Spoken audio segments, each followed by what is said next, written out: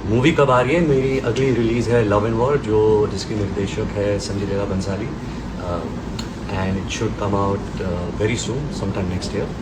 Hey everyone, welcome back to Spill Vault. आज हम जिस टॉपिक पर बात करने वाले हैं वो हेडलाइन से जितना एक्सप्लोसिव लगता है, रियलिटी में उतना सिंपल और लेयर्ड है। रणबीर कपूर ने लव एंड वॉर छोड़ दी, आलिया भट्टी ट्रबल में है, रणबीर विक्की कौशल से इनसिक्योर हैं। ये तीनों सवाल आज इंटरनेट पर ऐसे घूम रहे हैं जैसे कोई हिडन ट्रूथ सामने आ गया हो। लेकिन अगर हम थोड़ा रुककर नॉइज से हटकर कामली ऑब्जर्व करें तो कहानी कुछ और ही दिखती है। सबसे पहले कॉन्टेक्स्ट समझना जरूरी है। लव एंड वॉर कोई रैंडम फिल्म नहीं है। ये संजय लीला भंसाली की फिल्मोग्राफी में एक एम्बिशियस प्रोजेक्ट माना जा रहा है। स्केल बड़ा है, इमोशंस हैवी हैं और टाइमलाइन शुरुआत से ही फ्लेक्सिबल रखी गई थी। इस फिल्म में रणबीर कपूर, आलिया भट्ट और विक्की कौशल तीनों अनाउंस हुए थे और इंडस्ट्री ट्रेड्स ने इसे लॉन्ग जेस्टेशन प्रोजेक्ट की तरह ट्रीट किया था। यानी डिले सरप्राइज नहीं थे बल्कि एक्सपेक्टेड थे। अब प्रॉब्लम कहाँ से शुरू हुई? प्रॉब्लम शुरू हुई हेडलाइन कल्चर से। किसी ने डिले लिखा, किसी ने शेड्यूल क्लैश लिखा और सोशल मीडिया ने उसे एग्जिट, फॉल आउट और ईगो क्लैश में बदल दिया। लेकिन अगर आप एक्चुअल रिपोर्ट्स पढ़ें तो कहीं भी ये नहीं लिखा कि रणबीर कपूर ने फिल्म छोड़ी है। कहीं भी ये नहीं कहा गया कि कास्टिंग बदल रही है। फिर भी नैरेटिव चल पड़ा क्योंकि नैरेटिव इमोशंस बेचता है, फैक्ट्स नहीं।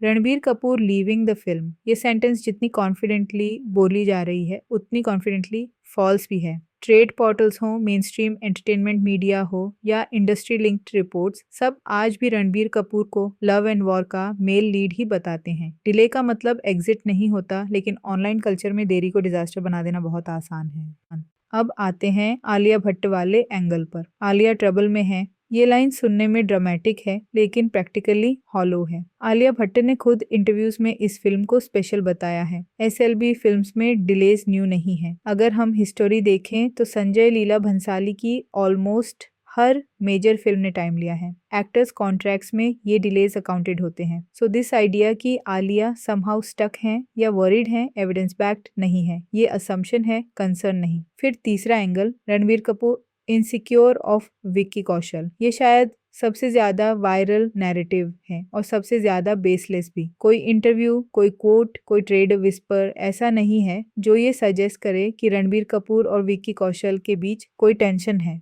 ये कंपैरिजन ऑडियंस ने क्रिएट किया है। Two strong male actors, one intense love story और इंस्टेंटली राइवलरी इमेजिन कर ली जाती है। ये पैटर्न नया नहीं है, ये ऑडियंस साइकोलॉजी है, इनसाइडर रियलिटी नहीं।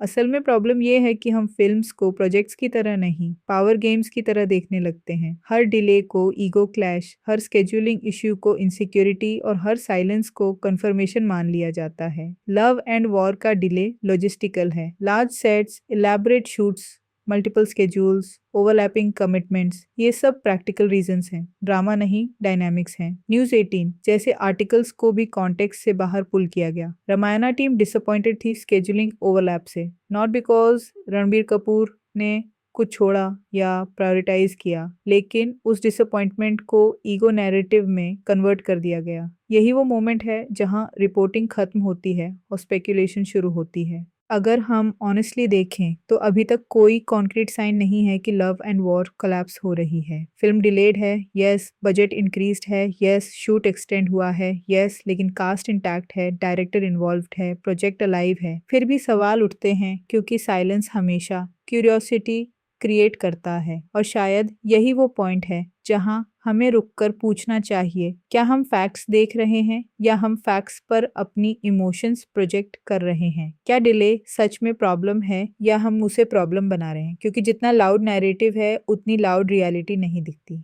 लेकिन फिर भी एक सटल डिस्कम्फर्ट है, नॉट स्कैंडल, नॉट एक्यूजेशन, बस एक अनईजी फीलिंग। जब इतनी साफ इंफॉर्मेशन अवेलेबल होने के बावजूद स्टोरीज ट्विस्ट हो रही हैं, तो सवाल सिर्फ फिल्म का नहीं रहता, सवाल नैरेटिव कंट्रोल का बन जाता है। एंड यही पॉइंट हमें आगे ले जाता है। क्यों कुछ स्टोरीज इंटेंशनली ओवरहीट की जाती हैं? डिले को डाउनफॉल क्यों दिखाया जाता है? इनसिक्योरिटी को इतना इजिली प्रोजेक्ट क्यों कर दिया जाता है? मे बी इश्यू फिल्म से बड़ा है, मे बी इश्यू परसेप्शन का है। हमने फैक्ट्स और रूमर्स को अलग किया। हमें ये समझना होगा कि ये रूमर्स टिकते क्यों हैं, बिकॉज ट्रूथ इतना वीक नहीं होता, लेकिन नैरेटिव इतना स्ट्रॉन्ग जरूर हो सकता है कि ट्रूथ दब जाए। सबसे पहले ऑडियंस बिहेवियर को देखना पड़ेगा। जब भी एक फिल्म में मल्टीपल बिग नेम्स होते हैं, ऑडियंस ऑटोमेटिकली हायरार्की इमेजिन करती है। कौन डोमिनेंट है, कौन ओवरशैडो हो रहा है, कौन इनसिक्योर होगा, ये सब क्वेश्चंस स्टोरी से पहले पैदा हो जाते हैं। लव एंड वॉर में रणबीर कपूर और विक्की कौशल दोनों स्ट्रॉन्ग परफॉर्मर्स हैं। आलिया भट्ट इमोशनल सेंटर है। बस इतना कॉम्बिनेशन इनफ है राइवलरी नैरेटिव बनाने के लिए। लेकिन राइवलरी इमेजिन्ड है, डॉक्यूमेंटेड नहीं। इंडस्ट्री में कोलैबोरेशंस अक्सर स्ट्रेटेजिक होते हैं, इमोशनल नहीं। एक्टर्स स्केड्यूलिंग इश्यूज फेस करते हैं, क्लैशेस हैंडल करते हैं, but that doesn't mean personal conflict. Yet social media logic अलग है। Silence equals guilt, delay equals failure और डिनायल इक्वल्स कवर अप। एक और इम्पॉर्टेंट एंगल है content economy. Calm explanations viral नहीं होते, एक्सट्रीम क्लेम्स होते हैं। Film delayed due to logistics boring लगता है। Actor insecure, film in trouble instantly clickable लगता है। सो नैरेटिव्स एस्केलेट होते हैं, not because they are true but because they are consumable. अब आलिया भट्ट एंगल को फिर से देखें। ट्रबल वर्ड इमोशनली लॉर्ड है, लेकिन क्या वास्तव में ट्रबल है? कोई कानूनी मुद्दा, कोई प्रोफेशनल फॉलआउट, कोई स्टेटमेंट ऑफ कंसर्न? ट्रबल सिर्फ एक फीलिंग के रूप में मौजूद है, not as a fact, and feelings unfortunately fact से ज्यादा स्प्रेड होते हैं। रणबीर कपूर इनसिक्योरिटी नैरेटिव भी इसी पैटर्न का पार्ट है। Past relationships, public perception, masculinity tropes सब मिक्स होकर एक स्टोरी बन जाती है। But that story has no reporting behind it, zero confirmation, just repetition, and repetition over time truth जैसा फील होने लगता है। संजय लीला भंसाली की वर्किंग स्टाइल भी अक्सर मिसअंडरस्टूड होती है। परफेक्शनिज्म डिले लाता है, डिले फ्रस्ट्रेशन लाता है, फ्रस्ट्रेशन रूमर्स को फीड करता है, बट डिले कोलैप्स नहीं होता। It's process not problem. So where does that leave us? Love and war अभी भी ऑन पेपर इंटैक्ट है, कास्ट कमिटेड है, डायरेक्टर इन्वॉल्व्ड है, टाइमलाइन स्ट्रेच्ड है, not broken, and yet narrative shaky है because perception unstable है। शायद issue ये नहीं है कि रणबीर कपूर इनसिक्योर हैं या आलिया भट्ट ट्रबल में है। इश्यू 1 ये है कि हम अनसर्टेनिटी को टॉलरेट नहीं कर पाते। We want instant conclusions. Gray areas uncomfortable लगते हैं, सो हम उन्हें ब्लैक एंड व्हाइट बना देते हैं। Please tell me about Love and War. Love and War is a film directed by Mr. Sanjay Bansali. It stars two of my favorite actors, Vicky Kaushal and of course my super talented wife Alia Bhatt.